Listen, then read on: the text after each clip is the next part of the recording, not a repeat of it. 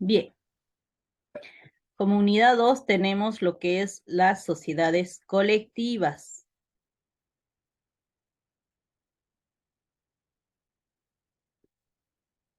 Bien, ¿cuáles son sus características y trámites de constitución? Primeramente, tiene varias definiciones, entre ellas está la definición de la sociedad colectiva, es una sociedad mercantil de carácter personalista. Lo que es una sociedad colectiva, sus características son de trámites para crear y datos de interés. Hay que tener todos los datos en sí de la persona que va a hacer esta constitución de una sociedad colectiva. Su forma jurídico es societaria, de sociedad colectiva. No es de las más elegidas en las constituciones de sociedades mercantiles, pero presenta ciertas ventajas con respecto a otras modalidades en un determinado escenario, incluyendo sencillos y requisitos para la constitución. ¿Qué es una sociedad colectiva? La sociedad colectiva son un tipo de sociedades mercantiles cuyo carácter es personalista, agrupan a sus socios bajo una razón social y estos adquieren el compromiso de participar de una sociedad, participar en obligaciones y derechos dentro de la sociedad colectiva.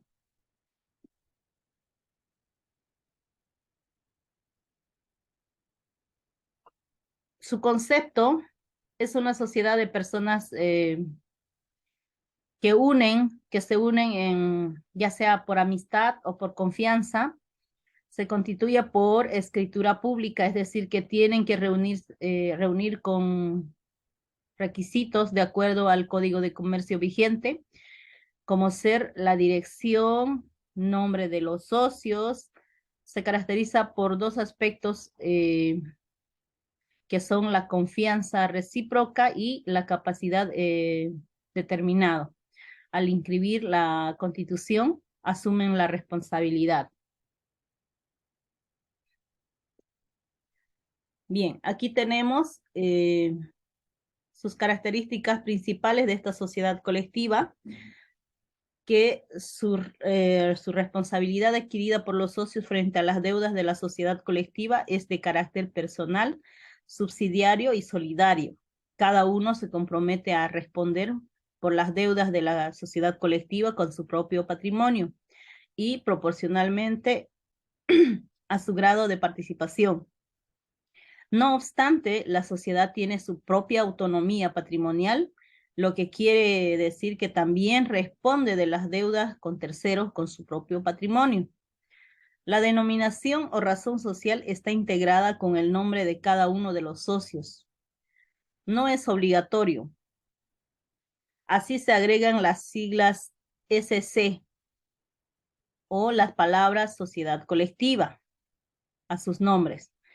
La persona que consienta la integración de la razón social junto a su nombre responderá jurídicamente por la sociedad colectiva, independientemente de si forma parte del conjunto de socios o no. Sobre los tipos de socios, en la sociedad colectiva se distinguen entre socios capitalistas y socio industrial, dependiendo de si la colaboración de este índole financiero, bienes o capital, o puramente de actividad, como es el trabajo o servicio.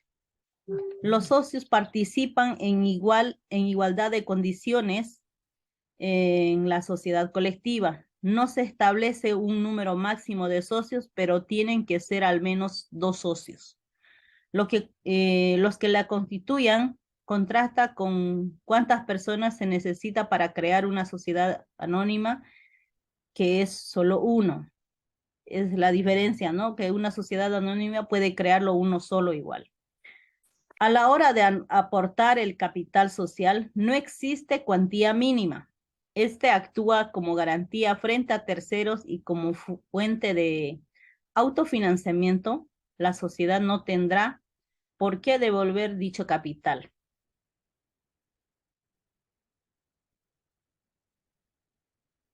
Bien,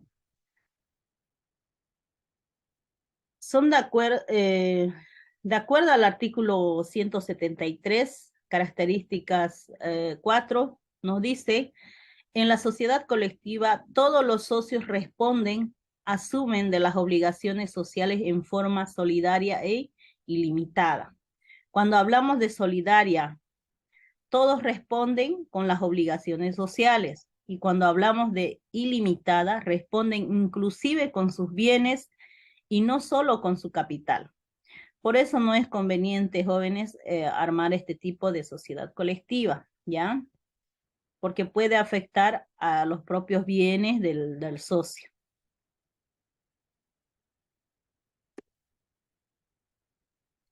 Bien, aquí la razón social, hablamos en el artículo 174, denominación. Nos dice, la denominación debe contener las palabras sociedad colectiva o su abreviatura, que es SC.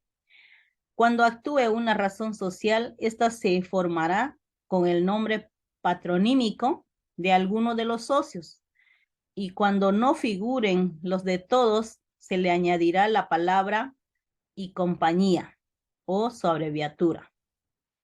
La razón social que hubiera servido a otra sociedad cuyos derechos y obligaciones hubieran sido transmitidos a la nueva, se añadirá a esta luego de los vocablos sucesores de. La persona que permita incluir su nombre en la razón social sin ser socio responde de las obligaciones sociales solidaria e ilimitadamente. Tenemos de esta manera las denominaciones sociedad colectiva SC, puede ser sociedad colectiva o SC, también puede ser compañía o CIAN y sucesores de. Esas tres formas de colocar el nombre patronímico de la empresa colectiva, ¿ya? De la sociedad colectiva. También tenemos en esta parte lo que es cómo se crea una sociedad colectiva. Tenemos lo que es inscripción de la sociedad, razón social y escritura de constitución en el registro mercantil. Obtención del NIP societario en la agencia tributaria. En este caso es el NIT. La constitución se hace mediante escritura pública que se ha de incluir los datos completos de los socios, la razón social de la empresa que se está creando, la identificación de los socios, gestionarán la sociedad y usarán la firma social. El capital que aporte cada socio, la duración de la sociedad, si es que los socios así lo quisieran, las cantidades anuales que se asignen a cada gestor para cubrir sus gastos particulares, los acuerdos especiales entre los socios si las hubiera.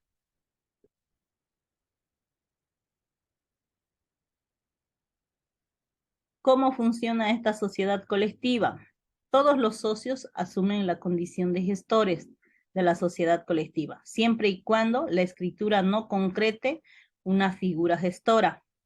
Esta vinculación persiste, además, el grado de participación del socio. Los socios gestores gozan de independencia y autonomía en cuanto a actos de administración se refiere. Tenemos así, no necesitan la aprobación del resto de los socios. La fiscalidad de la sociedad colectiva se lleva a cabo mediante el impuesto de sociedades y no a través del IRPF, y están reguladas en el Código de Comercio.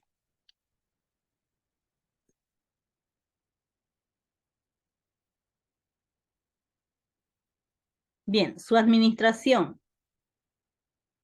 La administración es la forma de dirigir un buen resultado de la empresa, es estar ordenada. En el artículo 175 nos dice, el contrato señalará el régimen de la administración. En su defecto, la sociedad será administrada por cualquiera de los socios. Puede designarse uno o más administradores socios o no, cuyas atribuciones y facultades podrán ejercitarse en conjunto o separadamente. A falta de estipulaciones precisas, se entenderá que pueden realizar indistintamente cualquier acto de administración. Y si se ha estipulado que la administración sea conjunta, sin que uno nada pueda hacer sin el otro, ninguno de ellos puede obrar individualmente. No obstante, la cual respecto a terceros se aplicará lo dispuesto al artículo 163. Entonces, la administración depende de cómo hayan quedado en su constitución y de acuerdo a eso es la forma de manejo de la empresa, ¿no? El contrato señala y puede administrar cualquiera de los socios. La contabilidad debe ser siempre de control interno. El control interno es el conjunto de elementos que se someten al conjunto de normas y leyes. Además, el control interno se ocupa de los siguientes aspectos, tanto administrativo como el contable financiero.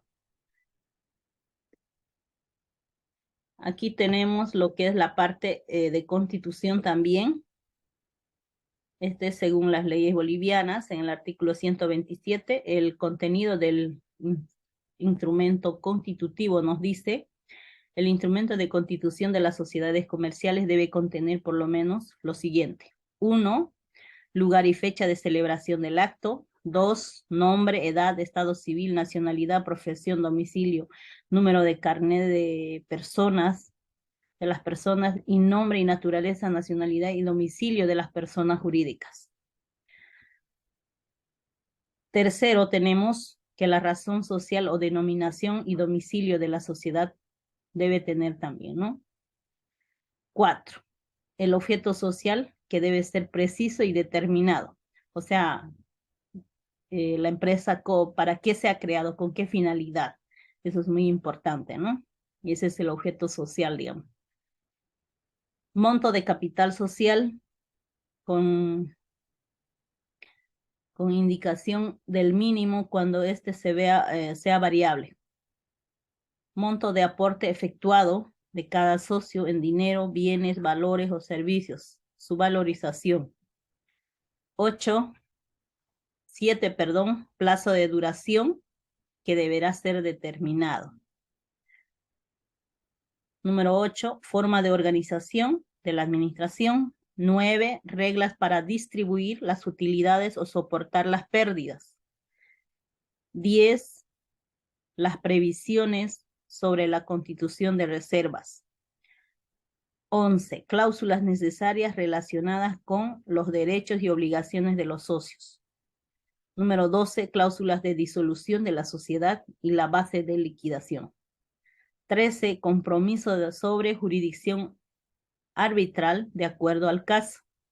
Número 14, la manera de deliberar y tomar acuerdos en los asuntos de su competencia. Bien, estos son los 14 requisitos que debe tener al constituirse esta sociedad colectiva.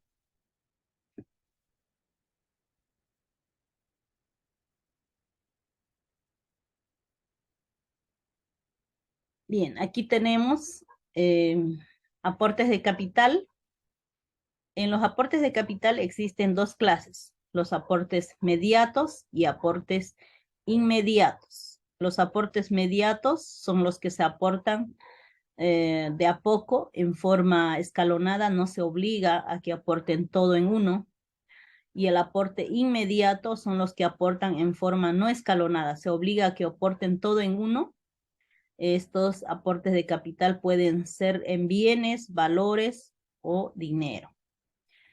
Y el artículo 150 al 159 del Código de Comercio nos menciona los tipos de aportes.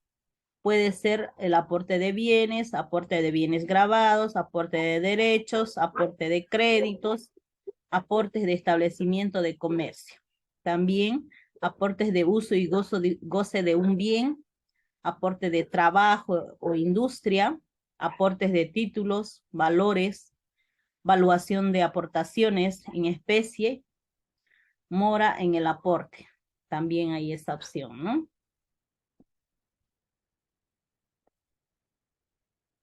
Bien, ¿qué ventajas y desventajas tiene una sociedad colectiva?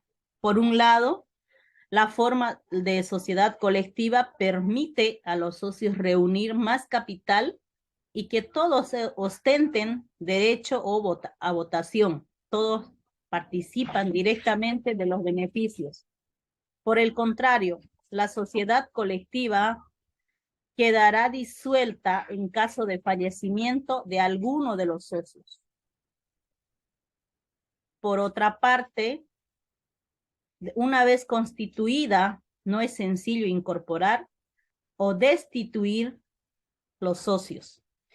La responsabilidad es ilimitada en esta sociedad de los socios, es uno de los puntos más arriesgados de la sociedad colectiva en el proceso de financiación mediante la aplicación de capital es burocráticamente complejo.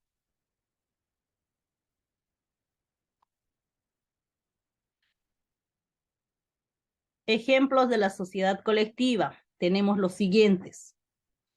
Por ejemplo, las auditoras. Es frecuentemente que en el mundo de las micropymes existan profesionales que se asocien bajo esta forma para ofrecer trabajos de auditoría a empresas con recursos limitados. Ofrecen en servicios personalizados y más económicos que las grandes auditoras.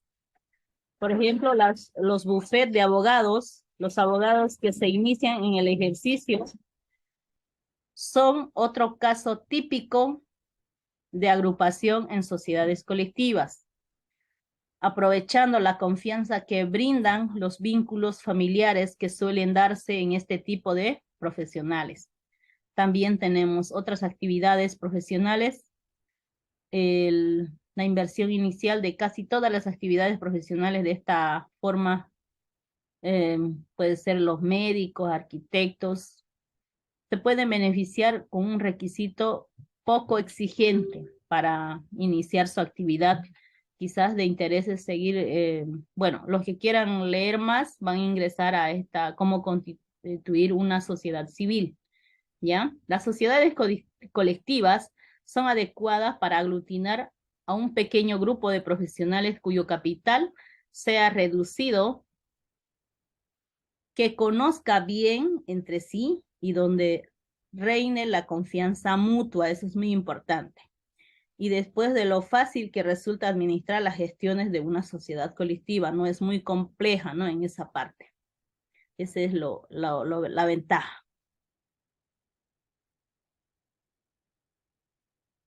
Bien, su tratamiento contable. Aquí tenemos un ejercicio el cual vamos a elaborar, ¿ya?